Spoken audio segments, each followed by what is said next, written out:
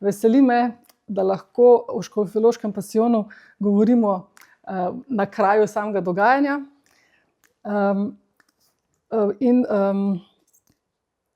Ohranjena pričevanja iz naše neposredne soseščine pa nas usmerjajo k prepričanju, da pasijon ni običaj, ki se je razvil šele v 18. in 17. stoletju, ampak nas pričevanje iz naše neposredne soseščine usmerjajo k predvidevanju, da so se različne verske igre na tleh slovenskih zgodovinskih dežel odvijale že v srednjem veku.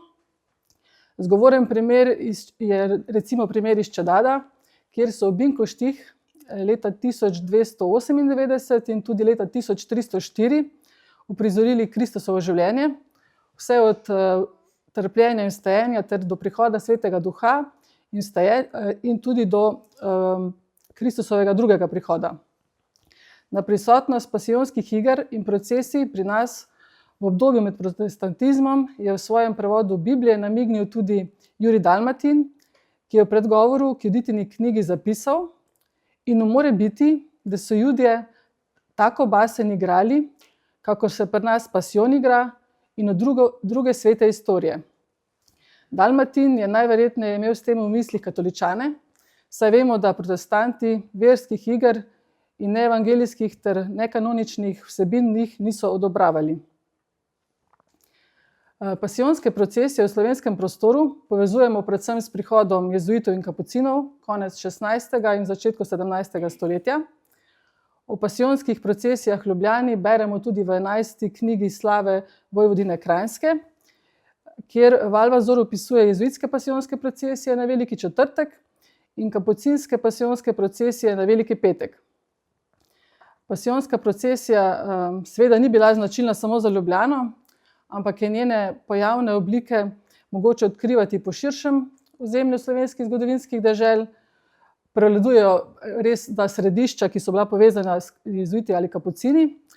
Najdemo pa tudi druge zanimive, delno samonikle primere, na primer na Ptuju, v Kamniku, v Laškem, v Loki pri Zidanem mostu in v Tržiču.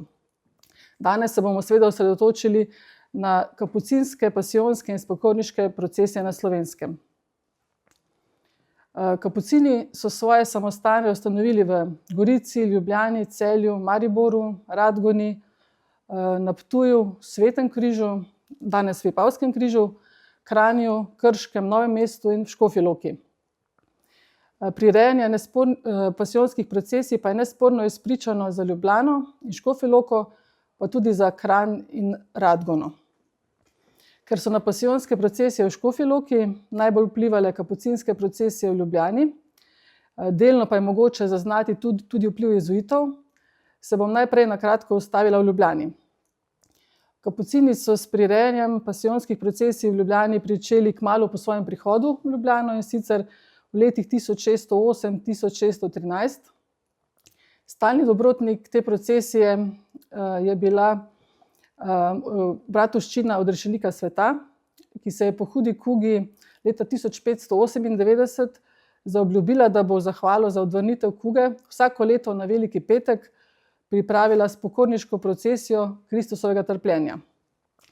Za primerjavo povem še to, da so tudi jezuiti svoje pasijonske procesije začeli v približno istem času, in sicer v letih 1609-1616. Začetnemu razcvetu kapucinskih procesij v Ljubljani v začetku 17. stoletja, v drugi polovici 17. stoletja sledil krajši zaton. Ponovni vzpon pa so doživele na prehodu med 17. in 18. stoletjem, ko so začeli tiskati tudi periohe, oziroma latinske ali nemške vsebinske povzetke procesij. Do danes so se nam ohranili trije, in sicer iz let 1701, 1708 in 1713. Iz njih izvemo, da sta imeli procesiji leta 1701 in 1708 kar 23 podob, procesija leta 1713 pa le še 14. Povzetki imajo precej skupnih potez, opazne pa so tudi nekatere razlike. Pomenljivo je, da recimo pri povzetku pasijonske procesije za leto 1713 najdemo podobnosti z zapisanim besedilom škofjeloškega pasijona. Še jasnejšo predstavo o ljubljanski pokorniški procesiji nam pomagata ustvariti dve povabilni pismi, ki pa nista datirani, in sicer povabilno pismo brata Ferdinanda in pismo neznanega voditelja ljubljanske procesije. Prvo pismo je najverjetneje pred letom 1721 napisal Ferdinand Ljubljanski. To pismo pa omenjam zato, ker kljub temu, da govori o ljubljanski pasijonski procesiji, je Ferdinandovo pismo posredno pomembno tudi za tradicijo prirejanja pasijonske procesije v Škofji Loki. Saj vemo, da je Ferdinand iz Ljubljane prišel v Škofjo Loko in bil potem v letih 1721-1726 pridigar v Škofji Loki. S samim pasijonom v Škofji Loki je pa najtesneje povezana Ferdinandova pridiga, ki jo je govoril na veliki petek leta 1722. Pomembna je zato, ker je edino besedilo, ki je nastalo tako rekoč sočasno kot sam škofjeloški pasijon, in ker je v tej pridigi mogoče zaznati veliko referenc na pasijon. To seveda ne preseneča, saj vemo, da so se v bistvu uprizoritev procesije začela z pridigo pri vikariatski cerkvi. Se pravi, zato, ker je Ferdinand prišel iz Ljubljane v Škofjo Loko, ravno v času, ko je Romuald tudi v Škofji Loki deloval, lahko predpostavljamo, da so Ferdinandove ljubljanske izkušnje lahko bile v pomoč patru Romualdu pri pripravi njegove procesije. V zvezi s tema dvema ljubljanskima pismoma pa bi rada poudarila, da sta del skupine dokumentov, ki so bili pač pozneje vstavljeni v sam rokopis škofjeloškega pasijona in so se ohranili skupaj z njim, kar pomeni, da so jih v Škofji Loki uporabljali in da so najverjetneje patri, ki so bili zadolženi za pripravo škofjeloške procesije, jih uporabljali kot vzorec za pisanje svojih povabilnih pisem za škofjeloško pasijonsko procesijo. Pa vse te dokumente, ki so bili nekoč vstavljeni v sam škofjeloški pasijon, rokopis, pa so potem bili kasneje izločeni iz njega in so zdaj shranjeni posebej v posebni mapi, smo v knjižni izdaji škofjeloškega pasijona leta 2009 poimenovali kot listi ob kodeksu škofjeloškega pasijona. Do danes se nam jih ohranilo 10, glede na starejše pričevanja, pa glede na oznake, številčne oznake na teh listih, ki so se ohranili do danes, pa predvidevamo, da jih je bilo nekdaj še več.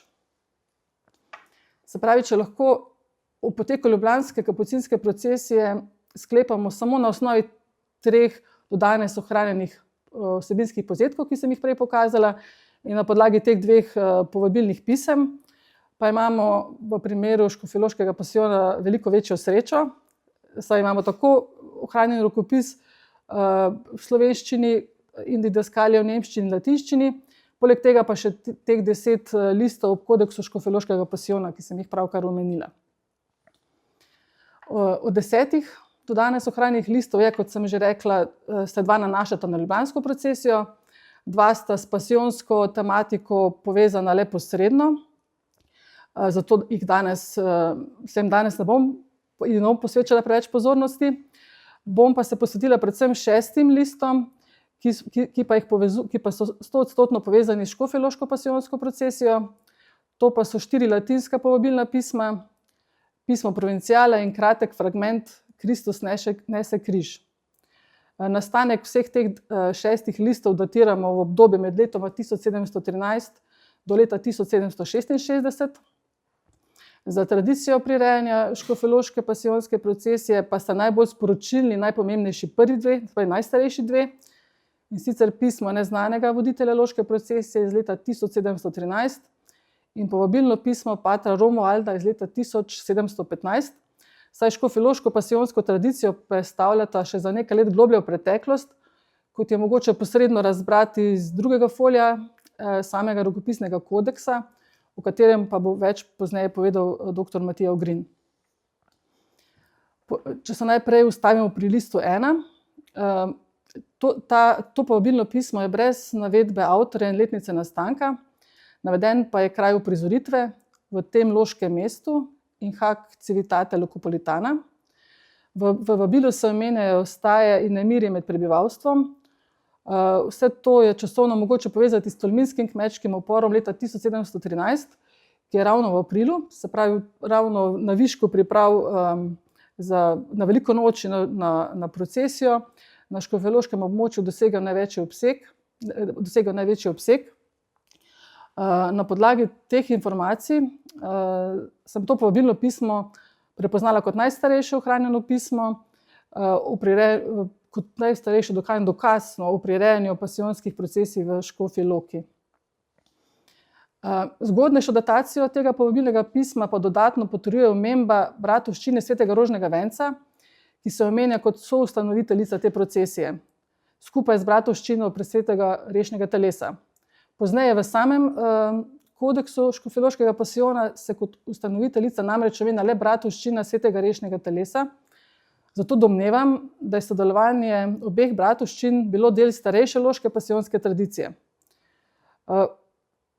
Ravno zaradi tega pa so informacije, ki jih najdemo v tem pismu, se pravi informacije, ki nakazujejo, da tudi leta 1713 ni šlo za prvo prizoritev, ampak da so bile procesije očitno že ustaljene in dobro uveljavljene, nas to v bistvu zelo preseneti, ker pisec pove, da se procesije prirejajo vsako leto na Veliki petek ob 4 popoldne. Takole zapiše v slovenskem prevodu.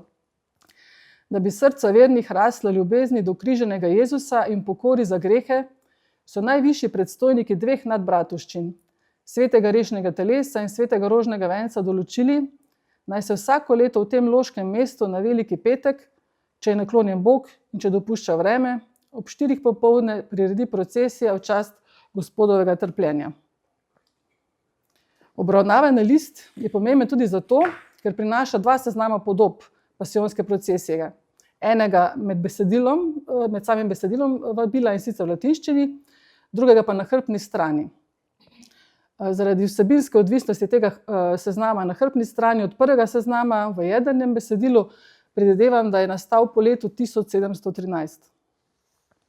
Posebnost tega drugega seznama na hrbtni strani je, da so naslovi večine podob navedeni v slovenščini.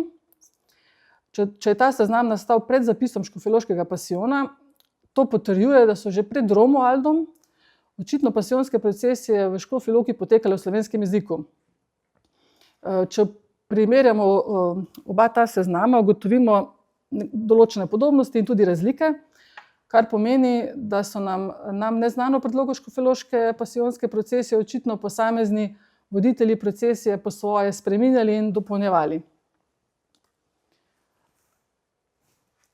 Verjetnost, da so kapucini v Škofji Loki pasijonsko procesijo res lahko vzpostavili pred letom 1713, nakazuje tudi dejstvo, da so bili tukaj uradno prisotni od leta 1705 oziroma 1706 dalje, ko je bil posvečen temeljni kamen za cerkev. Sem pa so, kot je poudaril že doktor Metod Benedik, hodili pridigat že prej in prav tako tudi spovedovati. Se pravi, ali kapucini iz Kranja ali iz Ljubljane. Tako so gotovo trdne temelje, duhovne temelje v tem okolju vzpostavili že precej časa pred svojim dejanskim prihodom, pred zaključkom gradnje samostana. Zato se mi ne zdi nemogoče, da bi s pomočjo obeh omenjenih, takrat zelo dejavnih in številčno močnih bratovščin, pasijonsko procesijo vedli že kmalu po svojem prihodu.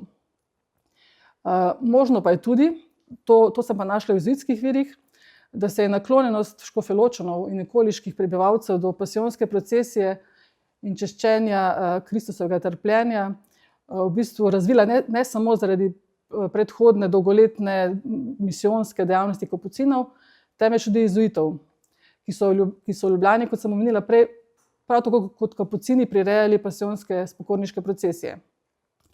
In za Ljubljano vemo, da so kapucini in jezuiti tesno sodelovali in se leta 1634 celo dogovorili, da so prilagodili termin svojih procesij tako, da so jezuiti prirejali svoje na Veliki četrtek, kapucini pa na Veliki petek. Pa najdemo v jezuitskih virih tudi pričevanja, da so jezuitski dijaki sodelovali kot igralci v kapucinskih procesijah.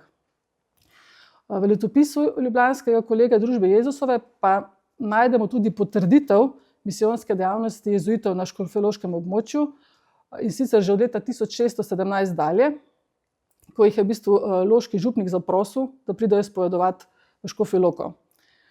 Teh pričevanj je več. Izmed teh bi omenila pričevanje iz leta 1634, ki kaže na to, da so bili očitno jezuiti tesno vpleteni v ustanovitev loške bratovščine svetega rešnega telesa. In sicer v slovenskem prevodu piše v letopisu takole. Sem šla prehitro.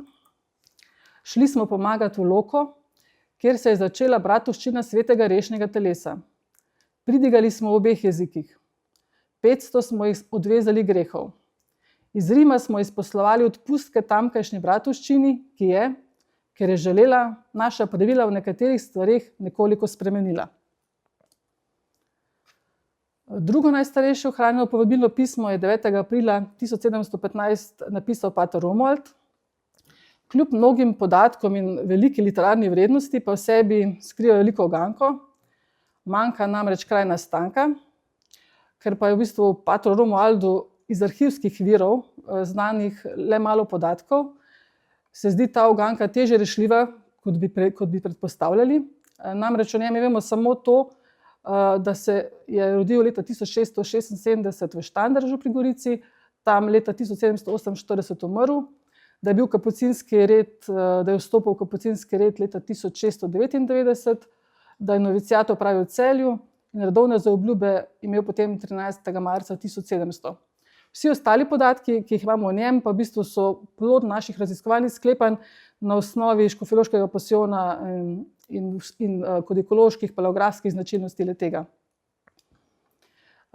Zato ne preseneča, da so to pismo, ki ni locirano, nekateri raziskovalci povezovali z ljubljansko procesijo, spet drugi pa škofjeloško. Sama se bolj nagibam k temu, da je bilo namenjeno škofjeloški procesiji, in sicer zato, v tej moji trditvi najbolj govori v prid njegova omemba, da je oprema za procesijo revna in preprosta. Namreč Romuald zapiše: prav nič manj vljudno pa ne prosim, zlasti zato, ker je naša oprema še vedno revna in preprosta, da jim prav tako tudi naročite, naj obleko in tudi vse drugo znova odložijo tam, kjer bodo to prejeli. Takšna oznaka se mi zdi za Ljubljano nesmiselna, saj vemo, da se je v tistem obdobju ljubljanska procesija ponašala z bogato in odlično opremo. Romuald v pismu omeni tudi spokorniški značaj procesije, kar recimo označuje tele besede: kdo bo torej pozabil tolikšno ljubezen, da iz ljubezni do njega ne bo prevzel nase neznatnega mučenja, da ne bo prenesel majhnega križa, se ne spokoril, ne nesel križa ali bakle ali temu podobnega. Ker so kapucini spokorniške procesije, kot sem omenila uvodoma, prirejali tudi drugod, ne le v Škofji Loki, je seveda povsem možno, da bi pater Romuald to pismo napisal tudi kje drugje, v kakšnem drugem manjšem samostanu, kjer bi imeli enako revno opremo, recimo uvodoma na začetku prirejanja te procesije. Ampak recimo se mi zdi bistveno to, da sta nesporna vsaj avtorstvo njegovo in datacija pisma. Ker pater Romuald, kot vidimo tam na zgornji sliki, izrecno vabi ad processionem meam, se pravi k svoji procesiji. To pomeni, da je bila predloga, ki je pozneje bila osnova za zapis škofjeloškega pasijona, v bistvu, da je oblikoval že prej, ne glede na to, kje je bila oblikovana, pač je bila njegova, Romualdova.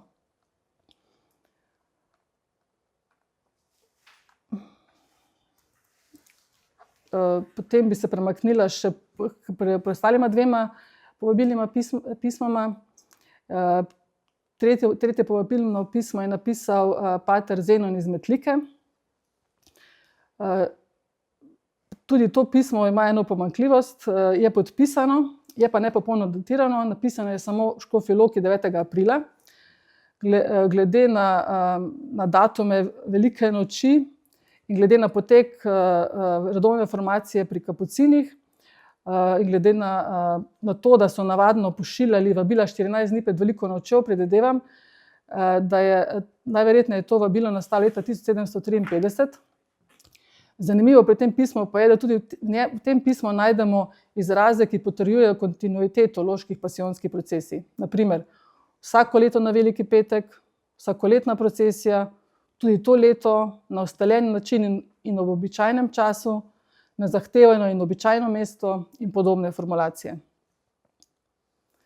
Pisec četrtega povabilnega pisma ni znan, tudi datacija je zgolj okvirna.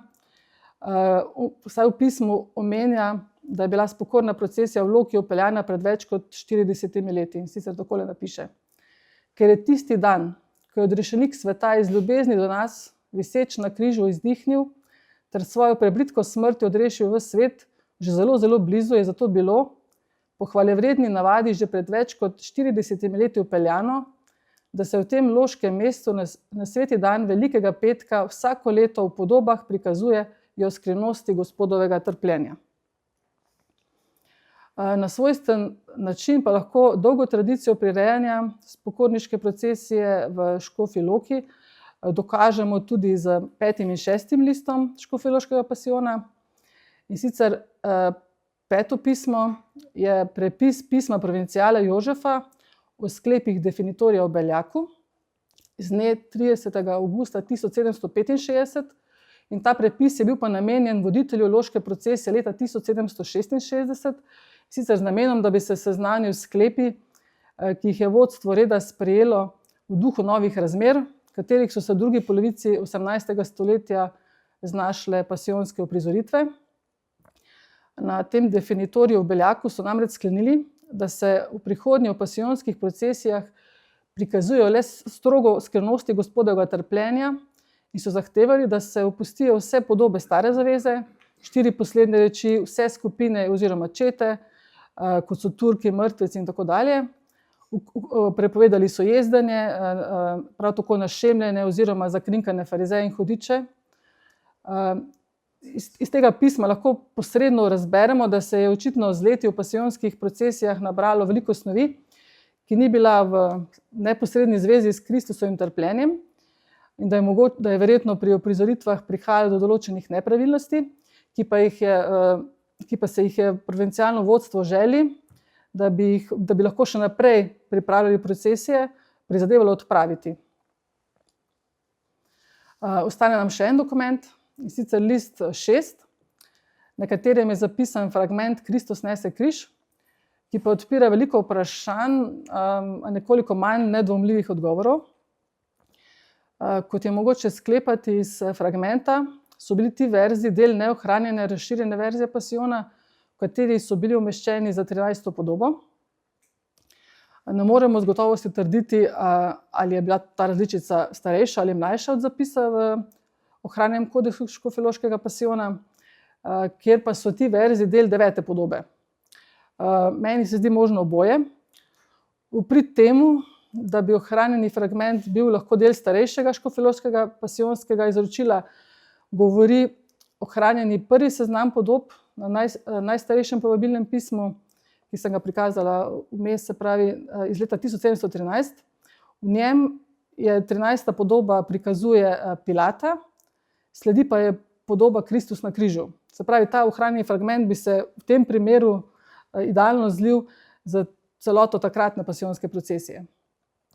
Možno pa je tudi, da je fragment del mlajše različice pasijona, na primer iz časa, ko je bila prvotnemu besedilu dodana še podoba pekla, to je tam okrog leta 1734. Če k tem ugotovitvam bi lahko dodali še nekatere paleografske in kodikološke izsledke, bi se pojavila še kakšna dodatna možnost interpretacije, ki pa bi jo za danes pustila ob strani. Ne glede na vsa odprta vprašanja, glede tega fragmenta je bistveno to, da posredno dokazuje obstoj več različic pasijona, tako pred kot tudi po zapisu jedrnega besedila Škofjeloškega pasijona v ohranjen rokopisni kodeks. Predstavljenih 6 listov ob kodeksu Škofjeloškega pasijona, ki se navezuje na Škofjeloško pasijonsko procesijo, je po mojem mnenju pomembnih zato, ker prinašajo številna nova spoznanja o času nastanka in o postopnem oblikovanju tradicije uprizarjanja pasijonskih procesij v Škofji Loki, zgovorno pričajo o samem poteku procesije in opremi zanjo ter spokorniškem značaju procesije.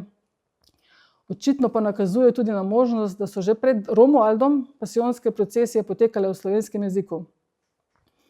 Najpomembnejše se mi pa zdi, da to gradivo s sklicevanjem na utečene stare navade in prakse ki predpostavljajo predhodne uprizoritve, dokazuje, da procesija v času, ko je nastal rokopisni zapis škofjeloškega pasijona, ni bila novost, nekaj, kar je bilo povsem novo na ulicah Škofje Loke, ampak nekaj, kar so organizatorji, tako organizatorji kot samo mestno in okoliško prebivalstvo v tistem času že dobro poznali.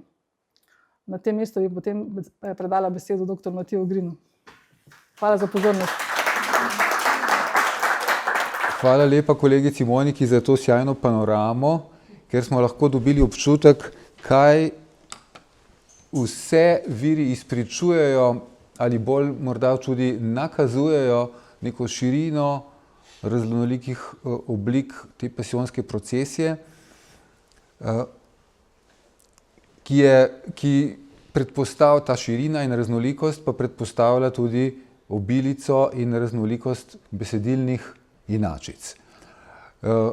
Zamisliti se moramo v to, da ko so tukaj v Škofji Loki izpričano začeli s pasijonsko procesijo, je bila ljubljanska kapucinska procesija na Veliki petek utečena že približno 100 let ali kaj malega več, približno toliko. In tudi tista, kaj ne, je morala, to si zlahka predstavljamo, za sabo potegniti različne prepise, to se pravi tisti, ki so vodili ljubljansko procesijo, tisti magister procesionis je moral imeti najmanj zase en prepis, pa potem še za različne igralce, za razne vloge, in potem, ko je prišel za njim naslednji, si je morda spet pripravil neko novo inačico in v tistih 100 letih pred Škofjo Loko, torej pri pasijonski procesiji v Ljubljani, se je že tam morala nabrati neka precej obširna množina rokopisnih besedil. Nič od tega, kaj pa da ni bilo natisnjeno. Natisnjene so bile samo tiste kratke perioke, to se pravi povzetki vsebine, ki jih je kolegica pokazala in so se nekateri ohranili, kjer so meščani in plemstvo dobili ta kratek, ta majhen tisk v roke na nekaj straneh, zato da so v nemščini, kaj pa da, dobili povzetek. To bi lahko dopuščalo možnost, česar ne vemo natančno, da je tudi pasijonska procesija v Ljubljani deloma potekala v slovenščini, kar bi bilo razumljivo, kar je značilno za tisti čas. Takrat so bili ljudje v Ljubljani, torej vsi ti sloji, višji sloji, dvojezični, celo trojezični, govorili so v različnih kontekstih, kontekstom primerno slovensko, nemško ali italijansko. Skratka, bila je neka obširna količina pahlača rokopisnih besedil, pasijonske pobožnosti in najbrž je naš pater Romuald uporabil nekaj tega gradiva. Kako natanko ga je on predelal, tega ne vemo, ampak zdajle naj bi se v teh mojih razmišljanjih posvetili, osredotočili naj bi se na kodeks, ki je za našim patrom Romualdom ostal, in se posvetili malce kronološki osi, če smem tako reči, škofjeloške procesije, se pravi, kdaj je kaj v tem kodeksu nastalo, kaj je tukaj izpriščano, kaj je čisto trdno, česa pa ne vemo.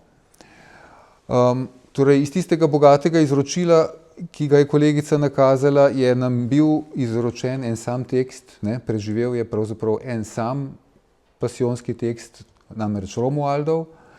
Omenila je tisto najstarejše pismo iz 1713, prva številka v tisti vrstici, in potem povabilno pismo iz leta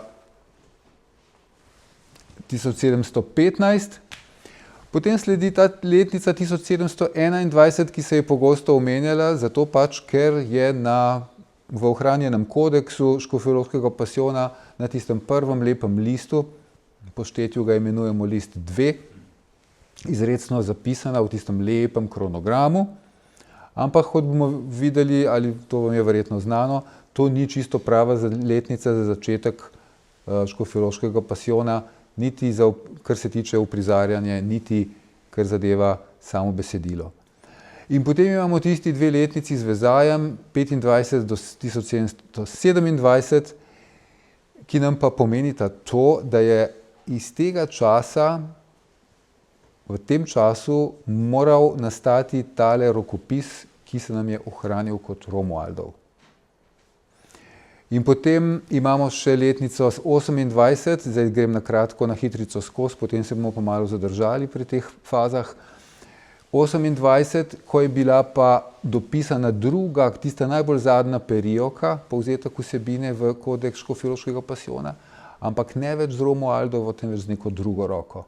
In moramo sklepati, da od takrat naprej Romuald ni več vodil škofjeloške procesije.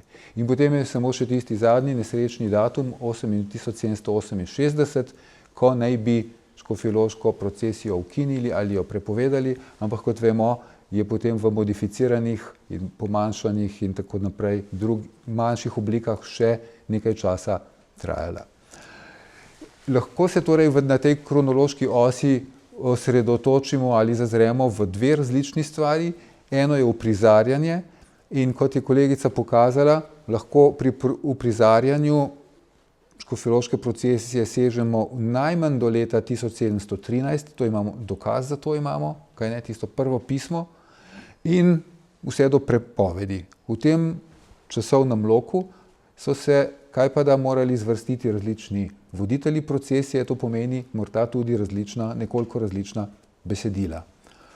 Se pravi, tukaj govorimo o loku uprizarjanja, ki sega od 1713, najmanj, če ne že prej, oziroma verjetno že prej, ampak nimamo neposrednega dokaza, do 68. Potem pa je nas lahko zanima kot drug vidik Romualdovo besedilo. Tukaj se pa lahko opremo na tisto sijajno pismo, ki ga je tudi kolegica pokazala in ki je čudovito datirano. Manjka mu samo ubikacija, a je to bilo v Škofji Loki ali kje drugje, ampak to za nas niti ni bistveno, ker je, kot je ona pokazala, on že govoril, da je to vabil župnika k svoji procesiji, k njegovi procesiji, kar je zelo pomembna, tako rekoč avtorska kretnja. In tisto je brez dvoma morala biti neka primarna, prvotna oblika škofjeloškega pasijona, ne vemo točno, kakšna je bila, ampak najbrž je bila v marsičem tudi podobna sedaj ohranjeni. Potem pa, torej zadnja številka tamle desno spodaj je pa 1727, to pa je ta čas, ko je najkasneje lahko nastal sedanji zapis z Romualdovo roko od skoraj začetka kodeksa do konca. No in zdaj pa k nekaj podrobnostim. Torej, v kodeksu Škofjeloškega pasijona je vse, kar je zapisano na 51 listih in v nekem trenutku so te liste zvezali v platnice, ki so vzete iz nekega urbarja, loškega gospodstva iz 17. stoletja. Ker to je bil nekaj vreden knjigoveški material in takih lepih platnic niso kar tako zavrgli.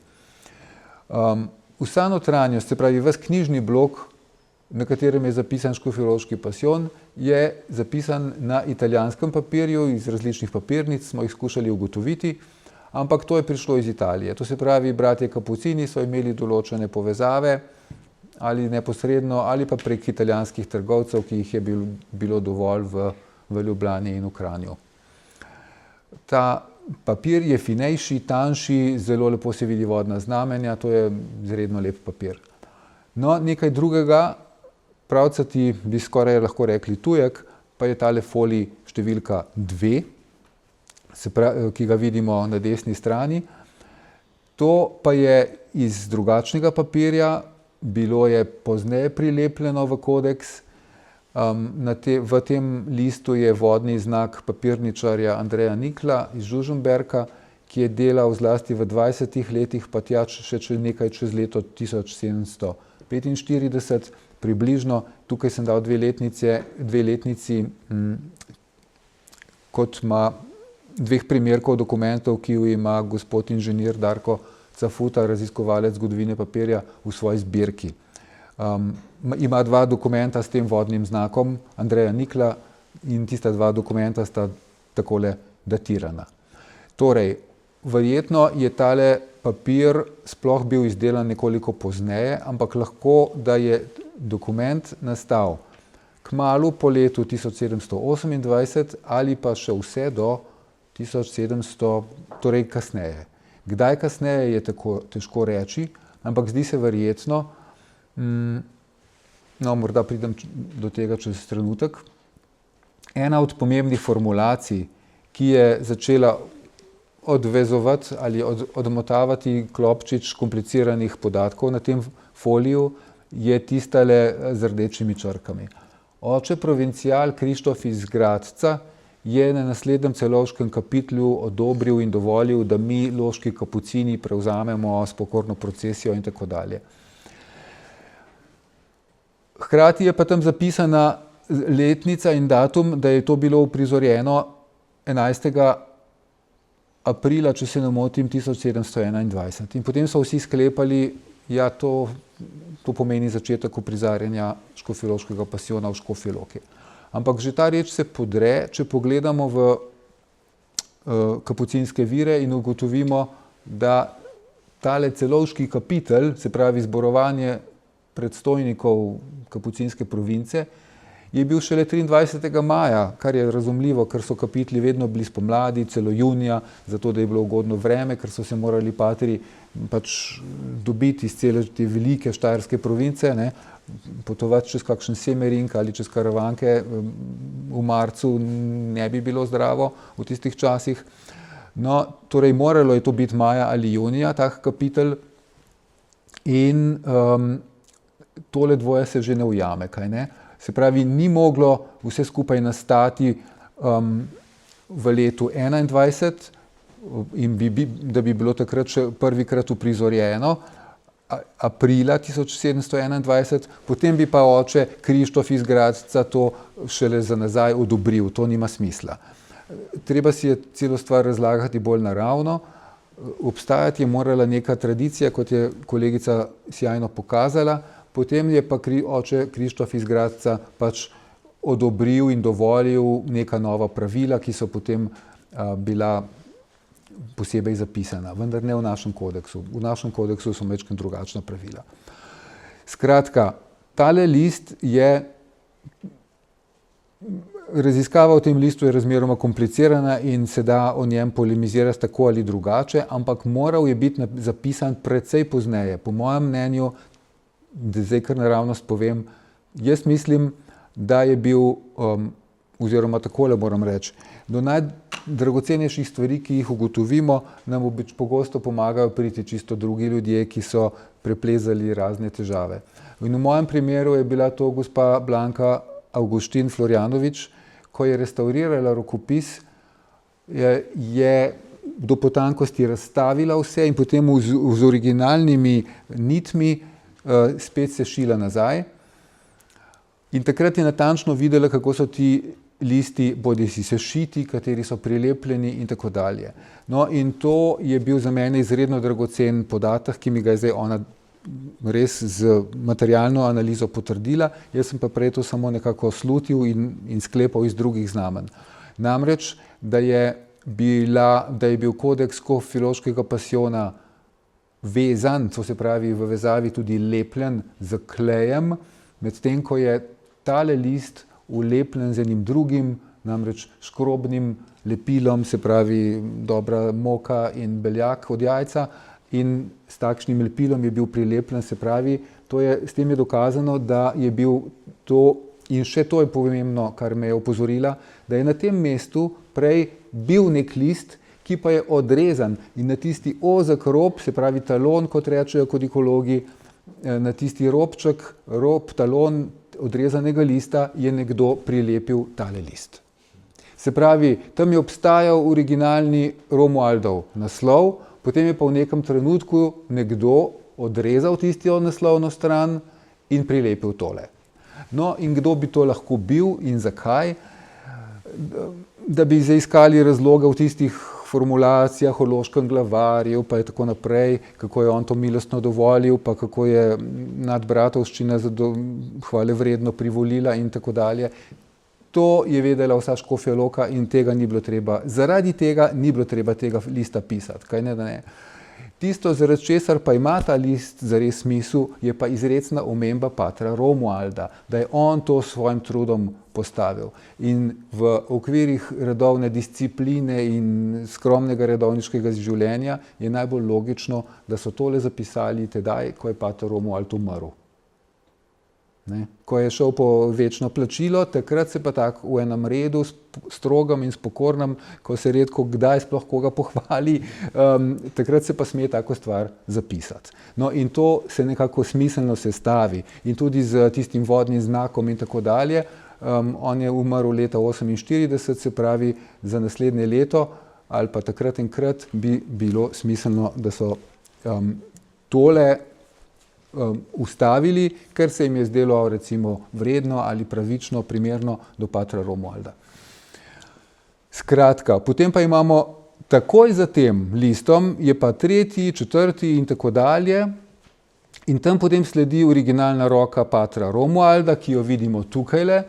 No in v tem s to eno roko je v enem procesu pisanja res izpisan ves tekst z tistimi uvodnimi določili, katerih enega sem tule izbral, do konca, do tistega zadnjega seznama podob in vsega tistega, zaradi česar tale naš kodeks slovi kot menda skoraj edina ohranjena baročna režijska knjiga. Kajti tam so res seznami rekvizitov, seznami vlog, napotki za bodočega voditelja in tako dalje. No in kdaj je zdaj pater Romuald tole zapisal? Se pravi, zdaj se sprašujemo o dataciji tega fizičnega izdelka, ne, papir in tinta na papirju. Kdaj je tole nastalo?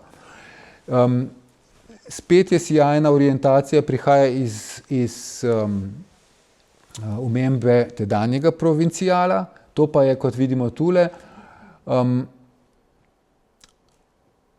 bodoči voditelj procesije, ne, zapiše tukajle pater Romuald, mora ravnati tako, kakor mi je odpisal prečastiti oče Gotthard iz Gradca, zdajšnji provincijal, ko sem ga vprašal. A ne tisto v tretji in četrti vrstici. Reverendus pater Gotthardus Grecensis pro tempore, ne, sedanji, zdajšnji provincijal, mihi investigandi, meni, ko sem poizvedoval. In tukaj prvikrat in edinkrat prva oseba, ne, zaimek v prvi osebi stopi na plan, Romuald je v tem jaz, meni. Ne. To je on, drugače ga pa nikoli ne zasledimo v prvi slovnični obliki osebi. No in to je pa zelo povedno, kajti tale dobri pater Gotthardus Grecensis iz Gradca je bil izvoljen za provincijala šele 28. septembra 1725.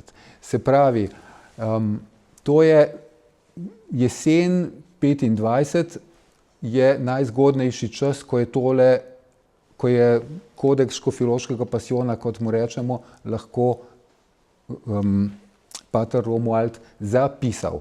Prepisal ga je kajpada iz svojih prejšnjih inačic.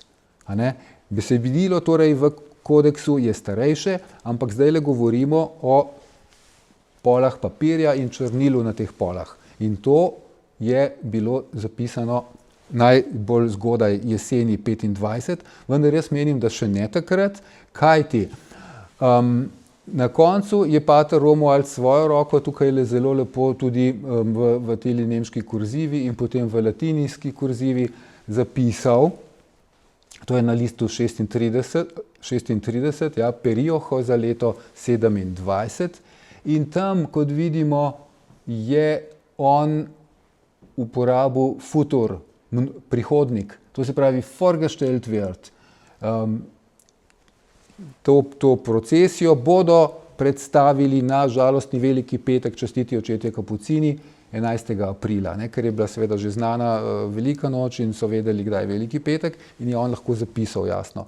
11. aprila 1727. Takrat, ko smo delali kritično izdajo, smo vse te datume preverili in to je v resnici bil veliki petek. Ni bil, ne vem, nek drug dan v tednu. Tako da to je čisto točno in verno. In tukaj, to se pravi, tole je pa izredno pomemben dokument, ki izpričuje, da je ves ta zapis, ki zdaj velja od lista 3 do lista 36, se pravi celoten pasijon patra Romualda, je moral biti zapisan po tistem, ko je bil pater Gotthardus izvoljen za provincijala leta 25 in pred postom v letu 27. Ne? In zdaj, kdaj pred postom? On je seveda to leto že vadil svojo tole mladino in te igralce in tako naprej. To je on najverjetneje potem pripravil, to je moje osebno mnenje, nimamo pa trdnega dokaza, verjetno po zimi, ko je bilo več časa, ne, se pravi iz 26 na 27. Tam nekje, ko se je pripravljal in je že vedel, da bo dal pasijon iz rok in da ga poslednjič, da ga to leto 27 poslednjič uprizarja, potem bo pa drugi, a ne, ker take stvari se v redovih dogovorijo precej vnaprej. Je vse skupaj spisal na čisto, zbral vse napotke in to združil in potem izročil naprej. Sklepamo, da takrat še ni bilo vezave, vsaj ne te, kakršna je zdaj. Morda je bila kakšna druga, bolj ad hoc, cenena, tega ne vemo. Ampak vsekakor ta vezava, kakršna je zdaj, je uporabila v nekem kasnejšem trenutku tiste starejše platnice. Torej, s tem smo končno datirali nastanek zapisa, se pravi rokopisa patra Romualda v ta zapis, je pa kaj pa, da on prepisal neko besedilo, ki ga je pa že imel odprej. Da pa je on še tedaj, to se pravi v tem zdaj ohranjenem kodeksu škofjeloškega pasijona, ki je moral, kot sem zdaj sklepal, nastajati od zime 26 do posta 27, ta zapis, nekje tam vmes, da pa je on še tedaj napravil razne manjše prilagoditve ali variacije, pa nam izpričujejo tele drobnarije, ki jih potem pri natančnem branju še vedno najdemo. Naprimer, v tistem končnem seznamu oseb, indeks, je kazalka Josefus Aparimateje, se pravi Jožef iz Arimanteje, ob njem je številka 111, ampak ko ga gremo iskat v glavni tekst, ga ne najdemo. Ne? Se pravi, on je imel, nikjer v pasijonu ne najdemo Jožefa iz Arimanteje, v besedilu škofjeloškega pasijona. Jožef iz Arimateje pa vemo, da nastopa nujno pri tem, ko Jezusa vzamejo s križa, kaj ne, in ga potem položijo v grob. To se pravi, in zdaj, če gremo res gledati to Romualdovo inačico, ki se nam je ohranila, vidimo, da nima prav prizora, nima podobe snemanja s križa, pač pa ima tam Mater Dolorosa, ne, Marijo 7 žalosti. To je seveda zelo sorodno in smiselno povezano, ampak on je očitno zaradi nekih razlogov se odločil tako, da je žrtvoval neke odlomke, ki jih je očitno imel, a ne, za snemanje s križa in morda vključil nekaj več gradiva, ki ga je imel na voljo za Mater Dolorosa. To se da zelo razumno tam ugotoviti, ko se majčkeno posvetimo tistim odlomkom. Pa naš ljubi pater je, ko je pač pripravljal to končno inačico, ki se nam je ohranila, je evidentno besedilo krajšal.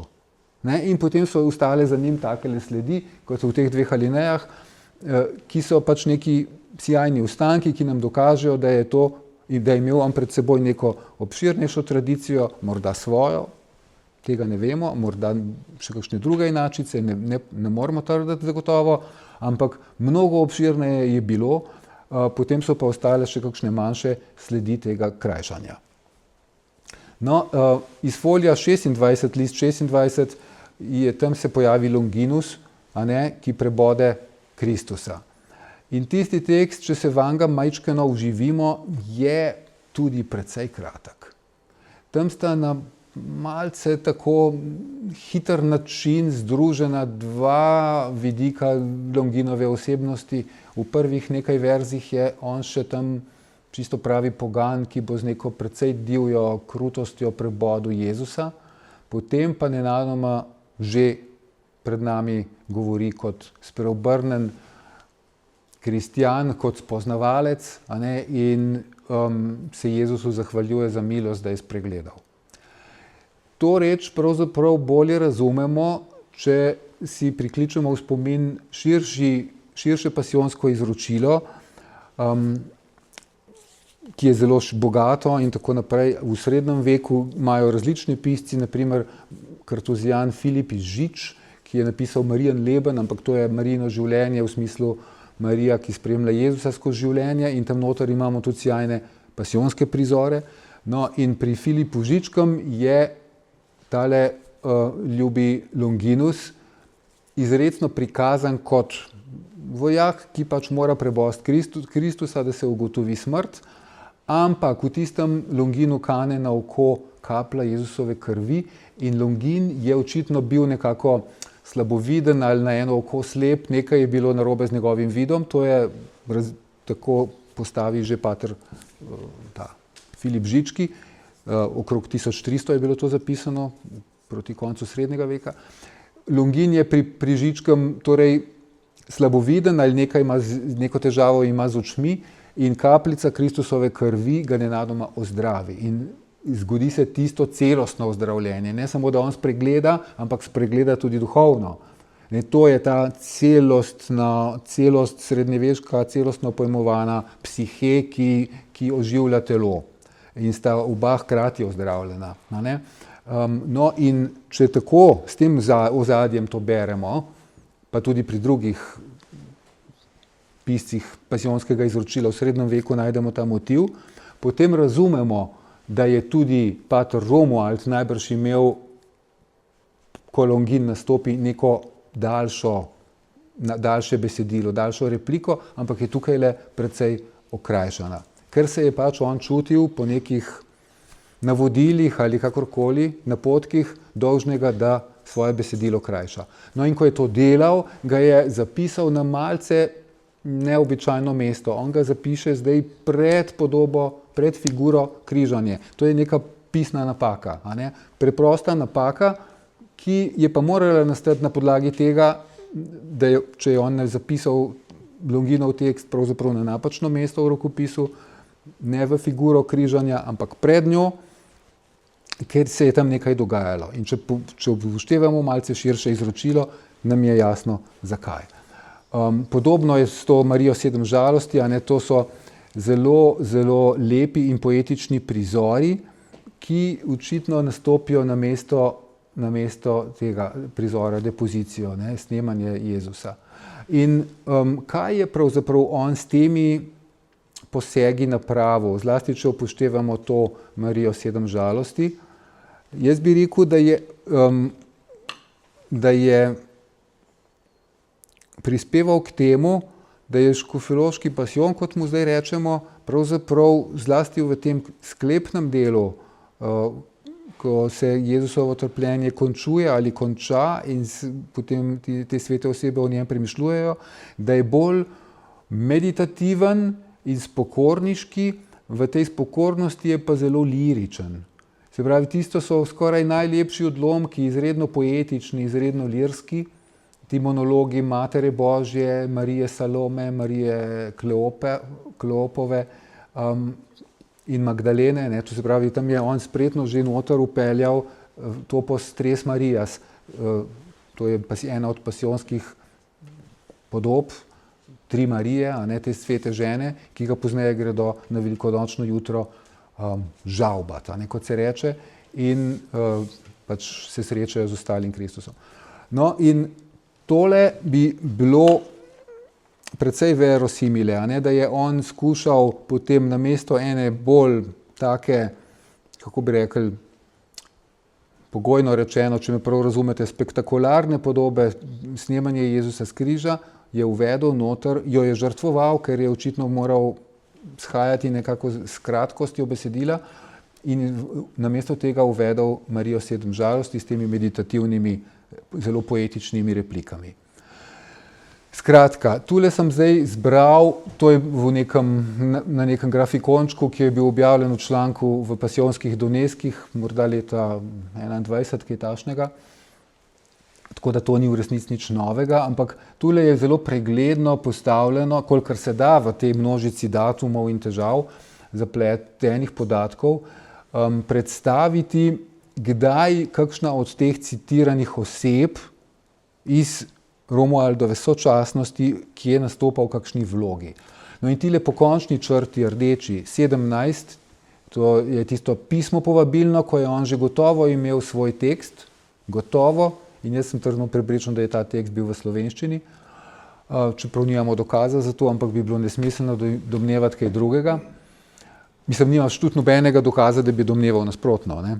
Smiselno pa je sklepati, glede na prvi list ob kodeksu, glede na tisti seznam iz leta 13, ki ima same slovenske naslove, da je ta celotna tradicija bila v slovenščini.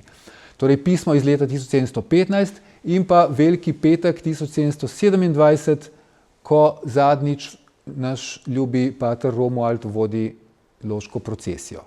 To sta ti dve pokončni. Vmes imamo pa tukaj provincijala Krištofa, no to je sjajno, ko zagledamo, da je on pravzaprav bil dvakrat provincijal. In že v tem prvem pismu, a ne Monika, on omenja, da mu je pater provincijal to nalogo naložil, pa se nam ni šlo nekako skupaj. Če pa vemo, da je pater Krištof bil dvakrat provincijal in da je lahko torej povsem logično že takrat leta 1415 naložil Romualdu to nalogo, je pa čisto jasno, da je potem to še enkrat omenjeno za leto 21, da je tudi takrat bilo to njemu naloženo. Ker je on dvakrat bil provincijal. Potem je tukaj ta pater Gvardijan, Agatangel, pod katerim naj bi bil, ki je bil takrat loški Gvardijan, ko je bil Romuald redni pridigar, in nazadnje tale provincijal Gotthard, ki je zelo pomembna oseba, da smo lahko datirali sam zapis, ki se nam je ohranil. Tako, in tukaj vidimo, da imamo pravzaprav dve sjajni obletnici, Že leta 1715 sem jaz loške pasijonce upozoril, da je tukaj sjajna 300-letnica, seveda ne izpričanega ohranjenega rokopisa, pač pa izpričanega izročila, se pravi izpričanega uprizarjanja. Ampak še bolj uprijemljiva je pa najbrž tale, ki bo ravno v prihodnjem letu nekako dopolnjena, kajti tam v tisti zimi iz leta 26 na leto 27 je najbrž pater Romuald zapisal in pripravil lep rokopis, da je bilo vse pripravljeno za postni čas, ko je on to potem uprizarjal. To se pravi 300-letnica tega ohranjenega rokopisa, kot fizičnega izdelka, medtem ko tekst v njem je, to pa že razumemo, starejši. In za konec, ker je to že vse čist predolgo, oprostite, zdaj tale lepa podoba, ki nas vrne pravzaprav na začetek. To je snemanje Jezusa s križa, ki ga vsi poznate v puštalski kapeli. Zakaj ta prizor? Giulio Quaglio je to fresko naslikal, mislim, da 1706. In to je precej zgodaj, ampak v oči nam pade, da na tistem seznamu, ki ga je Monika čisto na začetku pokazala, na hrbtnem listu najstarejšega povabilnega pisma, kjer imamo vse, ne na hrbtni strani, na prvi strani tistega pisma, kjer imamo v latinščini navedene podobe, tam je prizor Mater Dolorosa pripisan ravno puštalcem. Se pravi, ljudje iz Puštala, prebivalci iz Puštala so poskrbeli za prizor Mater Dolorosa. In to je seveda točno to. No, tehnično v umetnostno-zgodovinski stroki ta prizor imenuje Depositio Christi, snemanje Jezusa, ampak tukaj je že mati, ki že od žalosti kleca, in ga bo zdaj prejela v naročje. In to je v bistvu nekako ustreza temu. Zdaj, ta koincidenca, to ujemanje je lahko seveda, marsikdo bo rekel, da je to naključno. To se pravi, da je tukaj v letu 1706 bil naslikan prizor žalostne Matere Božje, ki bo zdaj prejela Jezusa v naročje, potem so pa čez 6 ali 7 let puštalci že navedeni kot tisti, ki poskrbijo za prizor žalostne matere Božje v nekem pasijonu, ki ga ne poznamo. To je lahko naključje, lahko pa ni naključje. In hotel sem pač upozoriti na to, da se je vse to, s čimer smo se zdaj ukvarjali, napajalo iz neke poprejšnje žive duhovnosti in pobožnosti, ki je med ljudmi obstajala, ki so jo ljudje gojili in ki je tej pobožnosti in temu duhovnemu življenju osredinjenemu okrog misterijev Jezusovega trpljenja, misterija, zakaj je sploh moral Jezus trpeti in kako je trpel in kako se to nas tiče. Vsemu temu je baročna kultura znala dati vrhunski izraz, ki je bil hkrati duhoven in estetski in umetniški. To se mi zdi največje sporočilo škofjeloškega pasijona. Hvala.